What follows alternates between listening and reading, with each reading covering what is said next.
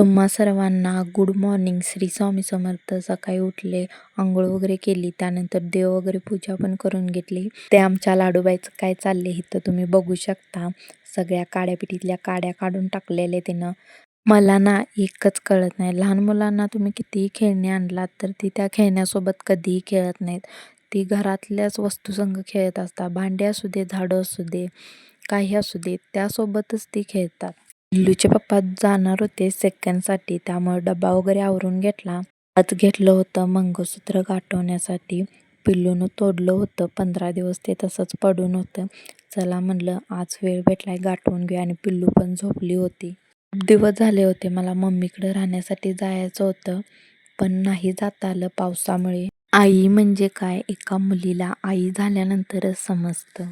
बघा ना, आपली आई आपल्याला लहानपणी किती जपत असेल तर हाताच्या फोडागती.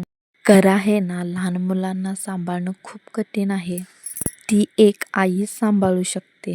खूप दिवसापासून मंगळसूत्र गाठवायला घेतलेले, त्यामुळं मानही दुखत होती, झोपही आली होती खूप. त्यामुळे कसं तरी आळस देत, कसंही कंटाळा करत ते पूर्ण एकदा असं मंगळसूत्र केलं.